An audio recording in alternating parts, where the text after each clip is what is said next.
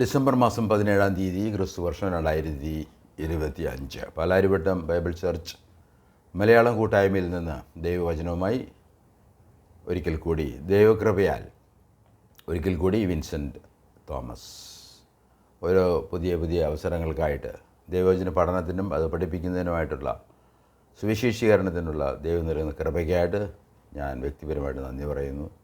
കേൾക്കുന്ന ഏവർക്കും കർത്താവായ യേശു ക്രിസ്തുവിൻ്റെ വിലയേറിയ നാമത്തിൽ കൃപയും സമാധാനവും നേർന്നുകൊള്ളുന്നു. ഇന്നത്തെ തിരുവചന വായനയ്ക്കായി എഴുതിയിരിക്കുന്ന വേദഭാഗം 1 കൊരിന്ത്യൻസ് 10-ാം അധ്യായത്തിൻ്റെ 1 മുതൽ 11 വരെയുള്ള വാക്യങ്ങളാണ്. സഹോദരന്മാരെ, നമ്മുടെ പിതാക്കന്മാർ എല്ലാവരും മേഘത്തിൻ കീഴിൽ ആയിരുന്നു. എല്ലാവരും സമുദ്രത്തൂടെ കടന്ന് എല്ലാവരും മേഘത്തിലും സമുദ്രത്തിലും സ്നാനം ഏറ്റു. മോശയോട് ചേർന്ന് എല്ലാവരും ഒരേ ആത്മീയ ആഹാരം തിന്നു. എല്ലാവരും ഒരേ ആത്മീയ പാനീയം കുടിച്ചു. അവരെ അനുഗമിച്ച ആത്മീയ പാറയിൽ നിന്നല്ലോ അവർ കുടിച്ചത്. ആ പാറ ക്രിസ്തു ആയിരുന്നു. എങ്കിലും അവരിൽ മിക്ക പേരിലും ദൈവം പ്രസാദിച്ചില്ല. അവരെ മരുഭൂമിയിൽ തള്ളിയിട്ട് കളഞ്ഞു എന്ന് നിങ്ങൾ അറിയാതിരിക്കരുത് എന്ന് ഞാൻ ആഗ്രഹിക്കുന്നു. ഇത് നമുക്ക് ദൃഷ്ടാന്തമായി സംഭവിച്ചു. അവർ മോഹിച്ചതുപോലെ നാമും ദുർമോഹികളാകാതിരിക്കേണ്ടതിന് തന്നെ ജനം തിന്നുവാനും കുടിപ്പാനും ഇരുന്നു, കളിപ്പാൻ എഴുന്നേറ്റു എന്ന് എഴുതിയിരിക്കുന്ന പ്രകാരം അവരിൽ ചിലരെ പോലെ നിങ്ങൾ വിഗ്രഹാരാധികളാകരുത്. അവരിൽ ചിലർ പരസംഗം ചെയ്തു. ഒരു ദിവസത്തിൽ 23,000 പേർ വീണുപോയതുപോലെ നാം പരസംഗം ചെയ്യരുത്. അവരിൽ ചിലർ പരീക്ഷിച്ച് സർപ്പങ്ങളാൽ നശിച്ചുപോയതുപോലെ നാം കർത്താവിനെ പരീക്ഷിക്കരുത്. അവരിൽ ചിലർ പിറുപിറുത്ത് സഹോദരൻ സംഹാരിയാൽ നശിച്ചു പോയതുപോലെ നിങ്ങൾ പിറുപിറുക്കുകയും അരുത്. 11-ാം വാക്യം, ഇത് ദൃഷ്ടാന്തമായി അവർക്ക് സംഭവിച്ചു. ലോകാവസാനം വന്നിരിക്കുന്ന നമുക്ക് ബുദ്ധി ഉപദേശത്തിനായി എഴുതിയിരിക്കുന്നു. 1 കൊരിന്ത്യർ ലേഖനം 10-ാം അധ്യായത്തിൽ എഴുതിയിരിക്കുകയാണ്. ഇത് നമ്മളുടെ സഭയുടെ ബുദ്ധി ഉപദേശത്തിനായിട്ട് ഇസ്രായേലിൻ്റെ ചരിത്രം പറഞ്ഞുകൊണ്ട് നമ്മളോട് പറയുകയാണെങ്കിൽ അങ്ങനെ ചെയ്യരുത്. കാരണം നാം മണവാട്ടി സഭയാണ്. കർത്താവിൻ്റെ വചനപ്രകാരം നാം ജീവിക്കേണ്ടവരാണ്. ഇത് നാം പഠിക്കുമ്പോൾ നമുക്ക് പ്രാർത്ഥിച്ച് ദൈവത്തിന് നന്ദി പറഞ്ഞ് നമുക്ക് പരിശുദ്ധാത്മാവിനെ ആശ്രയിച്ച് ഇന്നത്തെ ക്ലാസ് മുന്നോട്ട് പോകാം എന്ന് ആഗ്രഹിക്കുകയാണ്. സ്വർഗീയ പിതാവായ ദൈവമേ, അവിടുത്തെ പ്രിയ പുത്രനായ യേശു ക്രിസ്തു വഴി ഞങ്ങൾ അവിടുത്തെ സന്നിധിയിലേക്ക് വരികയാണ്. കൃപാസനത്തിൻ്റെ മുമ്പിലേക്ക് വരികയാണ്. ദൈവത്തിൻ്റെ കൃപയുടെ സിംഹാസനത്തിനടുത്ത് ഞങ്ങൾ പുത്രൻ മുഖാന്തരം വരികയാണ്. കർത്താവ് ഞങ്ങളെ സഹായിക്കണമേ. ചരിത്രം എത്രയോ പ്രധാനപ്പെട്ട വിഷയമാണ്. ഇസ്രായേലിൻ്റെ ചരിത്രവും അനുസരണക്കേടും അവരുടെ പാരമ്പര്യവും അതിലുള്ള പ്രശ്നങ്ങളും പറഞ്ഞുകൊണ്ട് അപ്പസ്തലൻ നമ്മളെ പഠിപ്പിക്കുകയാണ്. നമുക്ക് ബുദ്ധി ഉപദേശിച്ച് തരികയാണ്. അതുകൊണ്ട് ഈ ദിവസം ബുദ്ധിയുള്ളവരായി തീരുവാൻ തക്കവണ്ണം പാരമ്പര്യ സഭകളെ വിട്ട് കർത്താവായ യേശു ക്രിസ്തുവിനോട് ചേർന്ന് കർത്താവായ യേശു ക്രിസ്തുവിൻ്റെ ശരീരത്തിൻ്റെ അംഗങ്ങളായ സഭയായി തീരുവാൻ ഇന്ന് ഞങ്ങളെ ഓരോരുത്തരെയും സഹായിക്കണമേ എന്ന് പ്രാർത്ഥിക്കുന്നു. യേശു ക്രിസ്തുവിൻ്റെ നാമത്തിലാകിയാൽ സ്വീകരിക്കണമേ സ്വർഗീയ പിതാവേ. നാം കഴിഞ്ഞ ആഴ്ച തിരുവചനത്തിൻ്റെ നിസ്തുല്യതയെ നമ്മളൽപ്പമായിട്ട് പരിഗണിച്ചു. അത് കാരണം തിരുവചനവും പാരമ്പര്യ സഭകളും അത് തിരുവചനത്തിനെതിരാണ്, ദൈവവചനത്തിന് എതിരാണ്. അതുകൊണ്ട് ബുദ്ധി ഉപദേശിച്ച് തരേണ്ടത് ഉപദേശകന്മാരുടെ ഉത്തരവാദിത്തമാണ്. ഉപദേശിച്ച കാര്യങ്ങൾ പിന്നെയും ഓർപ്പിക്കുക എന്നുള്ളത്. അപ്പോൾ നമ്മൾ കഴിഞ്ഞ ആഴ്ചയിൽ തിരുവചനത്തെ സംബന്ധിച്ച ഒരുപാട് വേദവാക്യങ്ങൾ നമ്മൾ വായിക്കുകയുണ്ടായി. സങ്കീർത്തനം 119, 105 സദൃശ്യവാക്യങ്ങൾ 6:23 ദൈവത്തിൻ്റെ വചനം അത് പാതയ്ക്ക് വെളിച്ചമാണ്.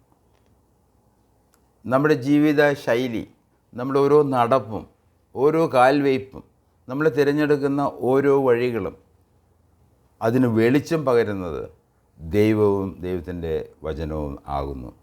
അതുപോലെ തന്നെ മത്തായിയുടെ സുവിശേഷം 4-ാം അധ്യായത്തിൽ 4-ാം വാക്യത്തിൽ നാം വായിച്ചു, നാം വചനത്താൽ ജീവിക്കണം. മനുഷ്യപ്പം കൊണ്ട് മാത്രമല്ല, ജീവിക്കുന്നത്. ദൈവത്തിൻ്റെ വായിൽ നിന്ന് വരുന്ന ഒരു വാക്കിനാൽ നാം ജീവിക്കേണ്ടവരാണ്. നമ്മുടെ ആത്മീയ വശം, നമ്മുടെ അനുസരണത്തിന് വേണ്ട ആത്മീയ ഉത്തരവാദിത്തങ്ങൾ, ആത്മീയമായിട്ടുള്ള കൽപ്പനകൾ, ആത്മീയമായിട്ടുള്ള വളർച്ചയ്ക്ക് വേണ്ട കാര്യങ്ങളെല്ലാം നമ്മുടെ ജീവിതത്തിന് അത്യന്താപേക്ഷിതമാണ്. വെറും ശാരീരികമായൊരു മനുഷ്യൻ മാത്രമല്ല നാം എന്ന് നമ്മൾ ഓർത്തിരിക്കേണ്ടത് ആവശ്യമാണ്. അതുപോലെ തന്നെ മറിയയെ സംബന്ധിച്ച് നാം പറയുകയുണ്ടായി. ലൂക്കോസിൻ്റെ സുവിശേഷം 1-ാം അധ്യായം 38-ാം വാക്യത്തിൽ ഗബ്രിയേൽ ദൂതനെ സ്വർഗത്തിൽ നിന്ന് ദൈവം അയക്കുകയാണ് ദൂതുമായിട്ട്. മറിയ പറഞ്ഞു, നീ പറഞ്ഞതുപോലെ കാര്യങ്ങൾ നടക്കട്ടെ. അവളുടെ ഗർഭധാരണവും കന്യകയായിട്ട് ഗർഭം ധരിച്ച് ഒരു മകനെ പ്രസവിച്ചതെല്ലാം അത് ദൈവവചന പ്രകാരം ആയിരുന്നു. ഈ നാളുകളിൽ നമ്മൾ ക്രിസ്മസിന് വേണ്ടി ഒരുങ്ങുകയാണ്. ഒരുപാട് കോലാഹലങ്ങളും, വീടുകൾ വൃത്തിയാക്കുന്നു, മനുഷ്യർ തന്നെ അതിനുവേണ്ടി ഒരുങ്ങുന്നു. നമ്മുടെ ആന്തരികവും ഭൗതികവുമായ ഒരു ക്ലീൻസിങ്, ഒരു ശുദ്ധീകരണം നമ്മൾ നടത്തിക്കൊണ്ടിരിക്കുകയാണ്. എന്തിനു വേണ്ടിയാണ്? നമ്മുടെ മറിയ പ്രസവിച്ച, വചനപ്രകാരം പ്രസവിച്ച ആ ശിശുവിൻ്റെ ഓർമ്മയ്ക്കായിട്ട് നമ്മളിത് ചെയ്യാൻ പോവുകയാണ്. അതുപോലെ തന്നെ നമ്മൾ വായിച്ച പ്രധാനപ്പെട്ട വാക്യമാണ് കർത്താവ് തന്നെ പറഞ്ഞ യോഹന്നാന്റെ സുവിശേഷം 17-ാം അധ്യായത്തിൻ്റെ 17-ാം വാക്യത്തിൽ, നിന്റെ വചനം സത്യമാകുന്നു. അത് പിതാവിനെ കുറിച്ച് സംബോധന ചെയ്യുകയാണ്. പിതാവിൻ്റെ വചനം, യേശുക്രിസ്തു പറഞ്ഞ വചനം, എഴുതപ്പെട്ട വചനം, അത് സത്യം ആകുന്നു. ഈ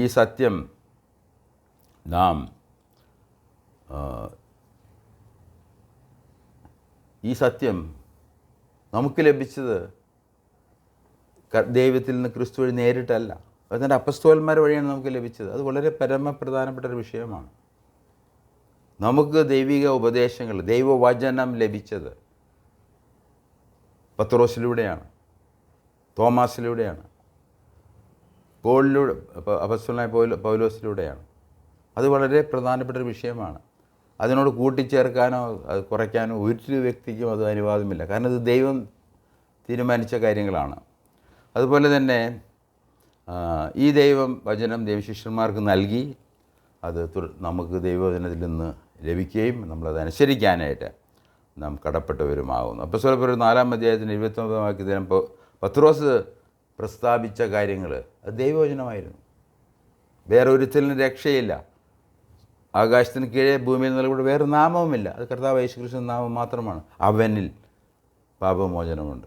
അത് സാക്ഷ്യം വഹിക്കുന്നത് തിരുവചനവും പഴയ പ്രവാചകന്മാരും അപ്പോസ്തലന്മാരും അതിന് സാക്ഷികളാണ്. ഇത് വളരെ പ്രധാനപ്പെട്ട ഒരു വിഷയമാണ്. അതുകൊണ്ട് ഈ വെറുതെ സമയം കളയുന്ന പാരമ്പര്യത്തിൻ്റെ പിന്നാലെ പോയി ആരൊക്കെയോ പ്രീതിപ്പെടുത്താനായിട്ട്, ചില സൗകര്യങ്ങൾ കിട്ടാൻ വേണ്ടി നാം ദൈവത്തെ പ്രസാദിക്കാതിരിക്കുന്നത് അത് നമുക്ക് ഭോഷത്വമാണെന്ന് ഓർപ്പിക്കാൻ ആഗ്രഹിക്കുകയാണ്. അതുപോലെ 1 പത്രോസ് 1-ാം അധ്യായത്തിൻ്റെ 19-20 വാക്യങ്ങൾ കൊണ്ട് വായിക്കുമ്പോൾ ദൈവവചനം സ്ഥിരമായിരിക്കാൻ അത് ആശ്രയിക്കാവുന്നതാണ്. ദൈവത്തിന് മാറ്റമില്ലാത്ത കാര്യമാണ്. അത് സ്ഥിരമാണ്, നിത്യമാണ്. മനുഷ്യർ മാറും, സഭകളും മാറും, സംഘടനകളും മാറും, എന്നാൽ ദൈവവും ദൈവത്തിൻ്റെ വചനം അത് മാറാത്ത സംഭവമാണ്. അതുകൊണ്ട് നമുക്കത് ആശ്രയിക്കാവുന്നതാണ്. അതുപോലെ തന്നെ നമ്മൾ ദൈവവചനത്തിൻ്റെ പ്രാധാന്യത്തെ സംബന്ധിച്ച് 2 തിമോത്തിയോസ് 3-ാം അധ്യായത്തിൻ്റെ 16-17 വാക്യങ്ങൾ വായിച്ചു. അത് എല്ലാ തിരുവെഴുത്തും ദൈവവിശ്വാസീയമാണ്. അതുകൊണ്ട് അത് സ്ഥിരതയുള്ളതും നമുക്ക് വിശ്വസിക്കാൻ പറ്റുന്നതുമാണ്. മനുഷ്യരെന്ത് പറഞ്ഞാലും, മനുഷ്യർ തിരുവചനത്തിനുള്ള വ്യാഖ്യാനം പോലും അത് തെറ്റിപ്പോകാൻ സാധ്യതയുണ്ട്.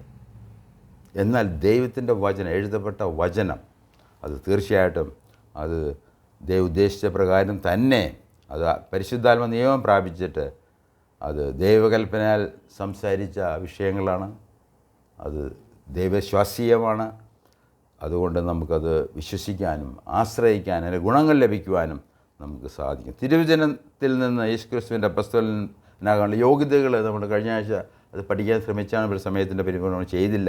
ഒരുവൻ അപ്പസ്തോലനായിരിക്കണമെങ്കിൽ തിരുവചനത്തിൽ, ദൈവവചനത്തിൽ ദൈവം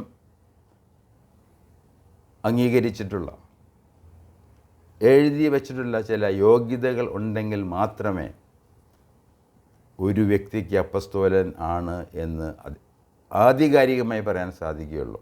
അതിൽ ഏറ്റവും പ്രധാനപ്പെട്ടത് നമ്മൾ ഒന്ന് അപ്പസ്തോലപ്രവൃത്തി 1-ാം അധ്യായത്തിൻ്റെ 21 22 വാക്യങ്ങൾ നമ്മൾ വായിക്കുമ്പോൾ, സ്നാനം മുതൽ പുനരുദ്ധാനം വരെ കൂടെ നടന്നവരായിരിക്കണം. ഇന്ന് എത്ര പേരുണ്ട് അങ്ങനെ നടന്നവർ? വെറും പാരമ്പര്യമാണത്. പത്രോസിനെ പിടിച്ച് സിംഹാസനത്തിലിരുത്തി ആ സിംഹാസനത്തിൽ നിന്ന് ആരും പാരമ്പര്യമായിട്ട് ഇരിക്കുകയാണ്. ഇത് വെറും അബദ്ധമാണത്. തീർച്ചയായിട്ടും അത് ദൈവവചനത്തിലുള്ള കാര്യമല്ല. അപ്പസ്തോലനാകണമെങ്കിൽ സ്നാനം മുതൽ, യേശുക്രിസ്തുവിൻ്റെ സ്നാനം മുതൽ പുനരുദ്ധാനം വരെ കൂടെ നടന്നവരായിരിക്കണം. പരസ്യ ശുശ്രൂഷയിൽ ഇങ്ങനെ വായിക്കുന്ന സഞ്ചരിച്ചു പോകുന്ന കാലത്തെല്ലാം പൊതു ശുശ്രൂഷകളിൽ കൂടെ ഉണ്ടായിരുന്നവരായിരിക്കണം. ഇന്ന് എത്ര പേര് അങ്ങനെയുള്ളവരുണ്ട് ഈ ലോകത്തിൽ? എല്ലാവരും പത്രോസ് അവസാനത്തെ അപ്പസ്തോലൻ മരിച്ചത് ഏകദേശം AD 100-ലാണ്. അപ്പസ്തോലനായ യോഹന്നാൻ. അതിനുശേഷം ഒരു അപ്പസ്തോലൻ ഇല്ല. ഇന്ന് അപ്പസ്തോലന്മാർക്ക് ദൈവം യേശുക്രിസ്തു കൊടുത്ത വചനം, അത് എഴുതി സൂക്ഷിക്കപ്പെട്ട ദൈവവചനമാണ് നമ്മുടെ പാരമ്പര്യം ആകേണ്ടത് എന്ന് ഓർപ്പിക്കാൻ ഞാൻ ആഗ്രഹിക്കുകയാണ്. അതുപോലെ തന്നെ പുനരുദ്ധാനത്തിന് സാക്ഷികളായിരിക്കണം. പുനരുദ്ധാനം ചെയ്ത കർത്താവിനെ കണ്ടവർ ആയിരിക്കണം. തീർച്ചയായിട്ടും അവൻ കൂടെ നടന്നു, അവൻ മരിക്കുന്നത് കണ്ടു, അവനെ അടക്കി, ആ 3-ാം ദിവസം ഉയർത്തെഴുന്നേൽപ്പിൽ പ്രത്യക്ഷനായി. ഇത് വളരെ പ്രധാനപ്പെട്ട യോഗ്യതകളാണ്. ഇന്ന് നമ്മുടെ ഇടയിൽ എത്ര പേരുണ്ട് ഇങ്ങനെ യോഗ്യതയുള്ളവർ? ഇല്ല എന്ന് തന്നെ നമുക്ക് നിസ്സംശയം പറയാവുന്നതാണ്. അതുപോലെ തന്നെ മൂന്നാമതായിട്ട് യേശുക്രിസ്തുവിൻ്റെ നേരിട്ടുള്ള നിയോഗം ലഭിച്ചവരായിരിക്കണം അപ്പസ്തോലനാകണമെങ്കിൽ. പ്രധാനമായി നേരിട്ടുള്ള വിളി, നേരിട്ട് അയച്ചവർ, നേരിട്ട് സുവിശേഷം ലഭിച്ചവർ. എത്രയും പ്രധാനപ്പെട്ട കാര്യങ്ങളാണ് ഇവിടെ തിരുവചനത്തിൽ എഴുതിയിരിക്കുന്നത്. യേശുക്രിസ്തു നേരിട്ടുള്ള നിയോഗം ലഭിച്ചവർ 1. 2, പ്രധാനമായും നേരിട്ടുള്ള വിളി, ദൈവം വിളിച്ചവരായിരിക്കണം, യേശുക്രിസ്തു വിളിച്ചവരായിരിക്കണം, നേരിട്ട് അയച്ചവരായിരിക്കണം. അപ്പസ്തോലോസ് എന്ന് ഗ്രീക്ക് പദത്തിൻ്റെ അർത്ഥം അയക്കപ്പെട്ടവരെന്നാണ്. അതിന് ആരയച്ചു എന്നുള്ളത് അത് വളരെ പ്രധാനം. അപ്പസ്തോലനാകണമെങ്കിൽ ആരയച്ചു, ആരാണ് അയച്ചത്, ഏത് സുവിശേഷമാണ് കൊടുത്തത്, ഏത് സന്ദേശമാണ് കൊടുത്തത് എന്നുള്ളത് വളരെ പ്രധാനപ്പെട്ട കാര്യമാണ്. അതുപോലെ തന്നെ ശക്തി ലഭിച്ചവരായിരിക്കണം. കർത്താവായ യേശുക്രിസ്തു സ്വർഗാരോഹണത്തിന് മുമ്പ് പറഞ്ഞു, നിങ്ങൾ ജെറുസലേമിൽ കാത്തിരിക്കണം, ഞാൻ പരിശുദ്ധാത്മാവിനെ അയക്കും, നിങ്ങൾ ശക്തി പ്രാപിച്ചിട്ട് നിങ്ങൾ ജെറുസലേമിലും യൂദയിലും സമരിയയിലും ലോകമെമ്പാടും നിങ്ങൾ എൻ്റെ സാക്ഷികളാണ്. എന്തിൻ്റെ സാക്ഷികളാണ്? അവൻ്റെ ശുശ്രൂഷകൾ, അവൻ്റെ മരണം, അടക്കം, പുനരുത്ഥാനം, സ്വർഗാരോഹണത്തിന് സാക്ഷികളാകുന്ന ഈ അപ്പസ്തോലന്മാരാണ്. അങ്ങനെ ശക്തി ലഭിച്ചവരാണ് അപ്പസ്തോലന്മാർ. തീർച്ചയായിട്ടും അത് ഈ ഭാഗം നമ്മൾ വായിക്കുമ്പോൾ നമുക്കറിയാം, കർത്താവ് പറഞ്ഞു, യോഹന്നാൻ നിങ്ങൾ വെള്ളത്തിൽ സ്നാനപ്പെടുത്തി, എന്നാൽ ഞാൻ പരിശുദ്ധാത്മാ അയക്കുമ്പോൾ നിങ്ങൾ പരിശുദ്ധാത്മ നിങ്ങളെ സ്നാനപ്പെടുന്നു. ആ പരിശുദ്ധാത്മാവ് സ്നാനം കിട്ടിയ വ്യക്തികൾ മാത്രമാണ് അപ്പസ്തോലൻ എന്ന യോഗ്യത ഉള്ളവൻ. തീർച്ചയായിട്ടും നമ്മൾ ഗലാത്യലേഖനം 1-ാം അധ്യായത്തിൽ 1-ാം വാക്യം വായിക്കുമ്പോൾ അയച്ചവനാണ് അപ്പസ്തോലൻ, ദൈവത്താൽ, യേശുക്രിസ്തുവിനാൽ. പൗലോസ് പറയുന്നത്, ഞാൻ എൻ്റെ സ്വയമായിട്ട് വന്നതല്ല, എന്നെ ദൈവം അയച്ചതാണ്, എന്നെ ക്രിസ്തു അയച്ചതാണ്, ക്രിസ്തു എന്നെ എനിക്ക് നിയോഗം നൽകിയതാണ്, എനിക്ക് സന്ദേശം നൽകിയതാണ്. സുവിശേഷം നേരിട്ട് ലഭിച്ചത് കർത്താവായ യേശുക്രിസ്തു എന്നാണ്. അങ്ങനെ പൗലോസ് ആ യോഗ്യത ഉള്ളവനാണെന്ന് നമുക്ക് നിസ്സംശയം സ്ഥാപിക്കാൻ കഴിയും. സ്വയമോ സംഘടനകളോ സമൂഹമോ ആരെയും ദൈവം വചനപ്രകാരം അപ്പസ്തോലനാക്കുന്നില്ല. ആരെങ്കിലും അപ്പസ്തോലൻ എന്ന് ഈ പറയുന്ന യോഗ്യതകളനുസരിച്ചുള്ള ആരെങ്കിലും പറയുകയാണെങ്കിൽ അത് തീർച്ചയായിട്ടും ദുരുപദേശക്കാരനാണ്. അവനെ നമ്മൾ മാറ്റി നിർത്തേണ്ടത് ആവശ്യമാണ്. ഇനി പാരമ്പര്യത്തിൻ്റെ പ്രശ്നങ്ങൾ നമ്മൾ പരിശോധിക്കാൻ അല്പം ശ്രമിച്ചു. കഴിഞ്ഞ ആഴ്ചയിൽ ദൈവിക കൽപ്പനകൾ വിട്ടുകളയുന്നു. ദൈവം ഇസ്രായേലിനോട് പറഞ്ഞു, ഞാനാണ് നിങ്ങളെ വീണ്ടെടുത്തത്, അടിമത്തത്തിൽ നിന്ന്, ഈജിപ്തിലെ അടിമത്തത്തിൽ നിന്ന് നിങ്ങളെ വീണ്ടെടുത്തത് ഞാനാണ്, നിങ്ങളെ കുഞ്ഞാടിൻ്റെ രക്തം കൊണ്ട് നിങ്ങൾ വീണ്ടെടുത്തത് ഞാനാണ്, അതുകൊണ്ട് നിങ്ങൾക്ക് വേറെ ദൈവങ്ങൾ പാടില്ല. ഇന്ന് എത്രയോ ദൈവങ്ങളാണ് സഭയിൽ, ആൾ ദൈവങ്ങൾ. അങ്ങനെ ഈ പാരമ്പര്യത്തിൻ്റെ പ്രശ്നങ്ങൾ നോക്കുമ്പോൾ ഒന്നാമത് ദൈവിക കൽപ്പനകൾ വിട്ടുകളയുന്നു, ദൈവത്തിനെ തള്ളിക്കളയുന്നു, ദൈവകൽപ്പന ദുർബലമാക്കുന്നു. കൊളോസ്യലേഖനം 2-ാം അധ്യായം നമ്മൾ വായിക്കുമ്പോൾ ഈ ചതിക്ക് ഉപയോഗിക്കുന്ന ഒരു ഉപായമാണ് പാരമ്പര്യം. ഞങ്ങളുടെ പിതാക്കന്മാർ ഇങ്ങനെ ചെയ്തു, അവരിങ്ങനെ പറഞ്ഞു, അതൊന്നുമല്ല ദൈവവചനത്തിൻ്റെ ക്രൈസ്തവ സഭയുടെ അടിസ്ഥാനം. ദൈവം പറഞ്ഞ കാര്യങ്ങളാണ്. എന്നാൽ ഇത് അപ്പസ്തോലന്മാരും പ്രവാചകന്മാരും അത് സ്ഥാപിച്ച് നമുക്ക് നൽകിയ, ഒരിക്കലായിട്ട് നമുക്ക് നൽകപ്പെട്ട വചനമാണ് ദൈവവചനം. അതുകൊണ്ട് ഇത് പാരമ്പര്യം ചതിക്ക് ഉപയോഗിക്കുന്ന ഒരു ഉപായം പാരമ്പര്യമാണ് എന്ന് പറയാൻ ഞാൻ ആഗ്രഹിക്കുകയാണ്. ക്രിസ്തുവിനൊത്തമല്ലാത്തതാണ് പാരമ്പര്യം. നമ്മൾ ക്രിസ്തുവിനൊത്തോളം ജീവിക്കേണ്ടവരാണ്. കാരണം ക്രിസ്തുവാണ് നമ്മുടെ പാപങ്ങൾക്ക് വേണ്ടി മരിച്ചത്.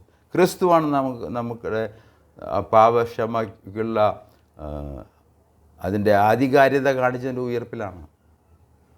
അപ്പസ്തലന്മാർക്ക് വചനം കൊടുത്തതാണ്, അവർക്ക് പരിശുദ്ധാത്മ സ്നാനം കൊടുത്തതാണ്. അതുകൊണ്ട് ക്രിസ്തുവിൻ ഒത്തവണ്ണമല്ലാത്ത ഒരു ജീവിത ശൈലി, സഭാജീവിതം, വ്യക്തിജീവിതം, ആത്മീയ ജീവിതം, അതാണ് ഈ പാരമ്പര്യം കൊണ്ട് നമുക്ക് നഷ്ടപ്പെടുന്നത്. അതുകൊണ്ട് നമ്മൾ ഇത് കാര്യങ്ങൾ ഗൗരവമായിട്ട് എടുക്കണം എന്ന് നമ്മൾ മനസ്സിലാക്കേണ്ടതാണ്. പാരമ്പര്യം പിന്തുടരുന്നവർക്ക് ക്രിസ്തുവിലുള്ള സമ്പൂർണ്ണത ജീവിതത്തിൽ നഷ്ടമാകുന്നു.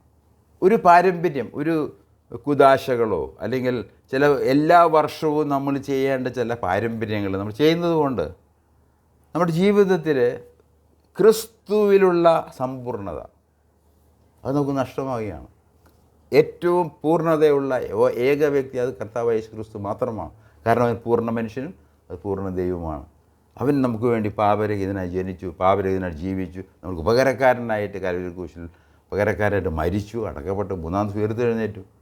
ഇതെല്ലാം ചെയ്ത് കർത്താവ്. അതുകൊണ്ട് ആ കർത്താവായ യേശു ക്രിസ്തുവിലുള്ള ജീവിതം അത് നമുക്ക് നഷ്ടപ്പെടുവാൻ തക്കണം. ഈ പാരമ്പര്യങ്ങൾ അത് വിഘ്നമാണ് എന്ന് ഓർപ്പിക്കുകയാണ്. പാരമ്പര്യം അപകടവും ആകുന്നു. പാരമ്പര്യം അപകടവും ആകുന്നു. എന്നാൽ പിന്തുടരേണ്ട ചില കാര്യങ്ങൾ വേദത്തിൽ പറയുന്നുണ്ട്. നമ്മളത് പിന്തുടരണം. നമ്മളെ എന്താണ് പറയുക, സാധാരണ we are not left as an orphan. നമ്മൾ അനാഥരായിട്ട് ദൈവം വിട്ടിട്ടില്ല. നമുക്ക് എന്ത് ചെയ്യണമെന്ന് ദൈവം പറഞ്ഞു തന്നിട്ടുണ്ട്. അതുകൊണ്ട് എന്ത് പിന്തുടരണം എന്നുള്ളതും നമുക്ക് ദൈവവചനത്തിലുണ്ട്. 2 തെസ്സലോനിക്കറിയ അപ്പസ്തലനായ പൗലോസിൻ്റെ ലേഖനം 3-ാം അധ്യായത്തിൻ്റെ 6 മുതൽ 10 വരെയുള്ള വാക്യങ്ങളാണ് നമ്മൾ കഴിഞ്ഞ ആഴ്ച വായിക്കാൻ ശ്രമിച്ചത്. അപ്പസ്തോലനിൽ നമുക്ക് ലഭിച്ച പ്രമാണം അതാണ് നമ്മുടെ പാരമ്പര്യം. നമ്മുടെ സ്നാനത്തെക്കുറിച്ചുള്ള ഉപദേശം, സഭയുടെ കൂടിവരവുകളെക്കുറിച്ചുള്ള ഉപദേശം, കൂടിവരയിൽ ആണും പെണ്ണും അവരുടെ ഉത്തരവാദിത്തങ്ങൾ, അവിടെ അതിൻ്റെ നേതൃത്വം ആരായിരിക്കണം, എങ്ങനെയായിരിക്കണം, ഓർഡർ ആൻഡ് ഡീസൻസി ആയിട്ട് എല്ലാം ഉചിതവും ചന്തവുമായി എങ്ങനെ നടത്തണം എന്നുള്ള കാര്യങ്ങൾ, പ്രത്യേകിച്ച് കർത്തൃമേശ അത് നമ്മൾ ചെയ്യുമ്പോൾ അത് ഇങ്ങനെ നടത്തണം എന്നുള്ള എൻ്റെ ഓപ്പറേറ്റിംഗ് പ്രിൻസിപ്പിൾസ് 1 കൊറിന്ത്യൻസ് 11-ാം അധ്യായത്തിൽ നമുക്കുണ്ടത്. അപ്പോൾ അത് നമ്മളത് പാരമ്പര്യമായിട്ട് നമ്മളത് ചെയ്യേണ്ടത് ആണ്. അതാണ് പാരമ്പര്യം അപ്പസ്തലന്മാർ നമ്മളെ പഠിപ്പിച്ചത്. അതുപോലെ തന്നെ വേല ചെയ്യണം എന്നുള്ളത് ക്രിസ്തീയ പാരമ്പര്യമാണ്. If you don't work you don't eat. അത് സുവിശേഷകനായാലും അപ്പസ്തലനായാലും ആരായാലും വേല ചെയ്യാത്തവൻ പട്ടിണി കിടണം. തീർച്ചയായിട്ടും നമുക്കറിയാം, നമ്മൾ ഒരു ജോലിയും ചെയ്യാതെ മടിയനായിട്ട് വയറ് നിറച്ച് ഭക്ഷണം കഴിച്ച് എപ്പോഴും ഉറക്കവും ദുശീലങ്ങളൊക്കെ ആയിക്കഴിഞ്ഞാൽ തീർച്ചയായിട്ടും ആരോഗ്യത്തിന് ഗുണകരമല്ല. അതുകൊണ്ടുള്ള അധ്വാനം, ക്രിസ്തീയ വേല, നമ്മുടെ ദൈവം തന്നിരിക്കുന്ന കുടുംബജീവിതത്തിലും ദാമ്പത്യ ജീവിതത്തിലും നമ്മുടെ രാഷ്ട്രീയ ജീവിതത്തിലും എല്ലാം നമുക്ക് ഒരുപാട് വേലകൾ ചെയ്യാനുണ്ട്. മടിയന്മാരുടെ ഇത് ഒരു സംഘടനയല്ല ക്രിസ്തീയ സഭ എന്ന് ഓർപ്പിക്കാൻ ഞാൻ ആഗ്രഹിക്കുകയാണ്. വേല ചെയ്യണം, വേല ചെയ്ത് അഹോവൃത്തി ചെയ്യാത്തവൻ ക്രമം കെട്ട് നടക്കുന്നു, പരകാര്യം നോക്കി നടക്കുന്നു. ജോലിയിൽ 8 മണിക്കൂർ അല്ലെങ്കിൽ 12 മണിക്കൂർ നമുക്ക് ജോലി ദൈവം നൽകിയിരിക്കുന്നത് ഇങ്ങനെയുള്ള ഈ പരകാര്യം ക്രമം കെട്ട് നടക്കാതിരിക്കാനുള്ള ദൈവം തന്നിരിക്കുന്ന ഒരു ഉപാധിയാണ്.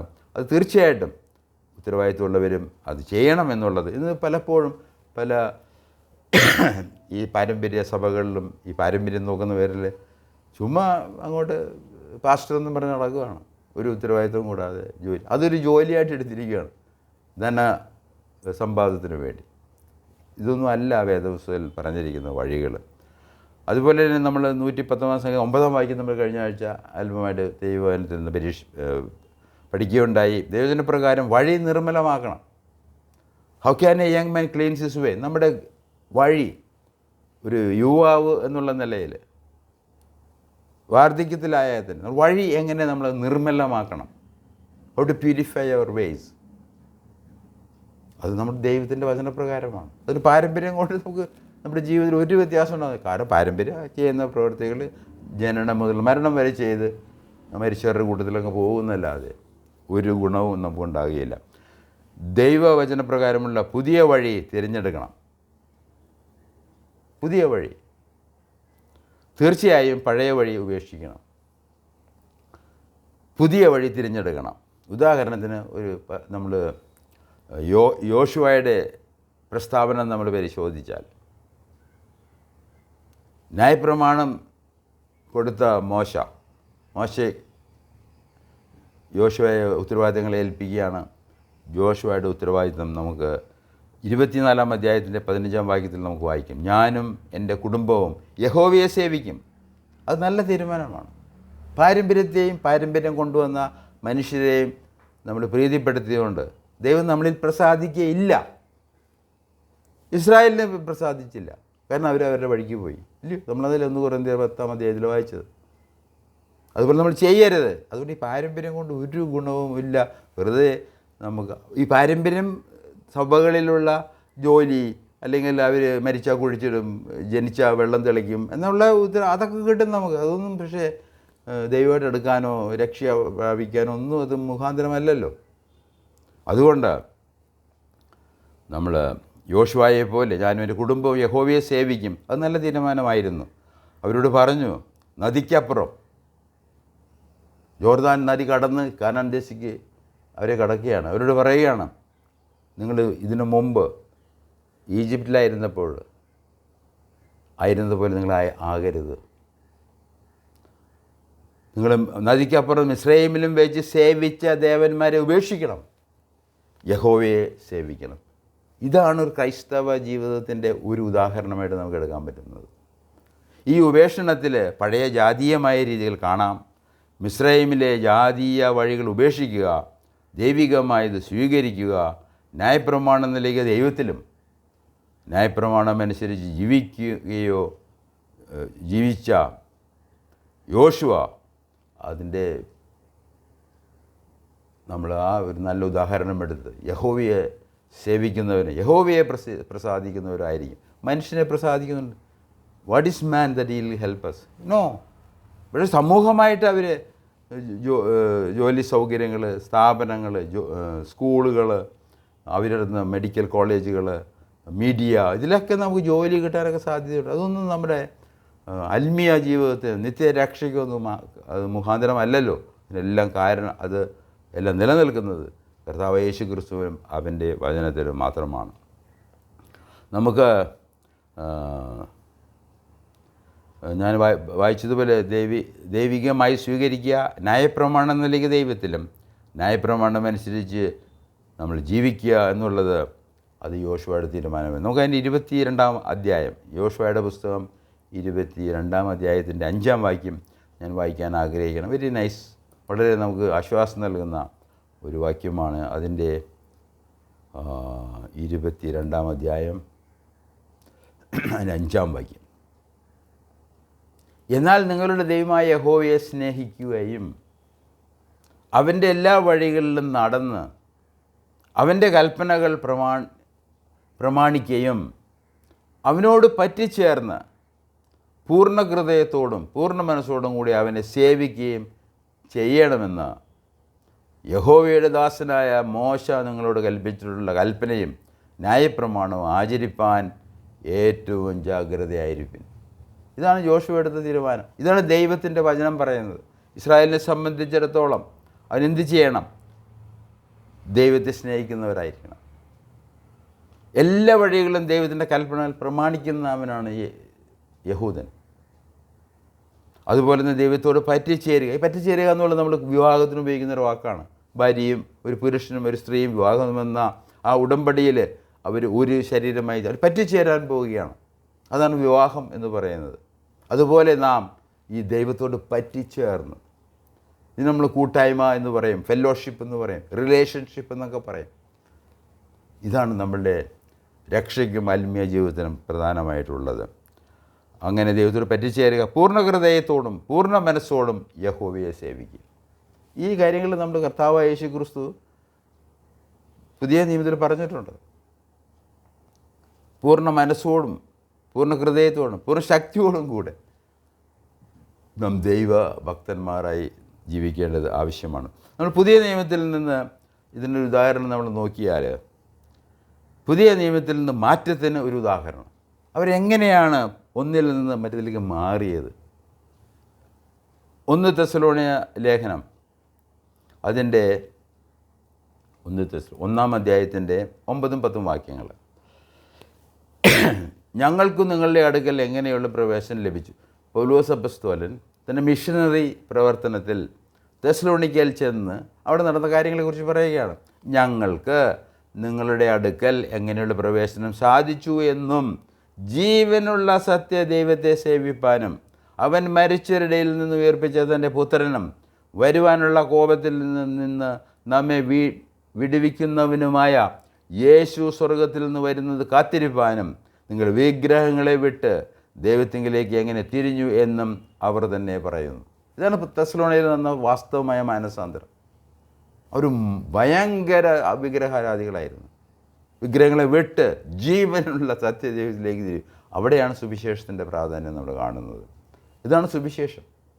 അപ്പസ്തലന്മാരെ ദൈവം എന്തുകൊണ്ട് അയച്ചു? അവർ വചനം എന്തുകൊണ്ട് കൊടുത്തു? ഈ സത്യം അവരോട് മറ്റ് ജനത്തെ അറിയിക്കാനാണ്. വിഗ്രഹങ്ങളെ വിട്ട് ജീവനുള്ള ജീവിതത്തിലെങ്കിലേക്ക് തെസ്സലോനിക്കക്കാർ തിരിഞ്ഞു.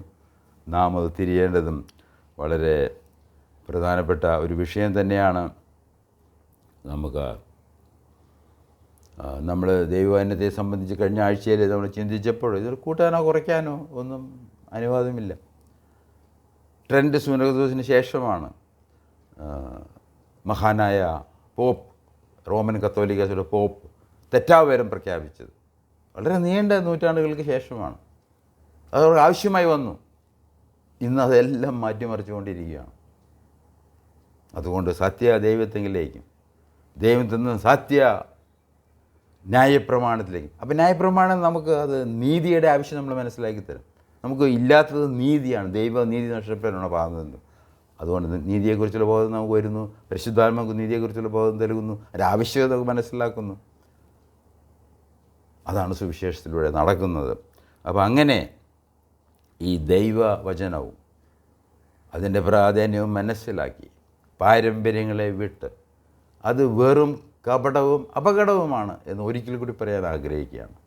അതുകൊണ്ട് സത്യ വിശ്വാസത്തിലേക്ക് വരുവാൻ തക്കവണ്ണം നമ്മൾ ഓരോരുത്തരും ദൈവത്തിൻ്റെ പരിശുദ്ധനെ സഹായിക്കട്ടെ എന്ന് ഞാൻ ആത്മാർത്ഥമായി പ്രാർത്ഥിക്കുന്നു. നമുക്ക് ക്ലാസ് പ്രാർത്ഥിച്ച് അവസാനിപ്പിക്കാം.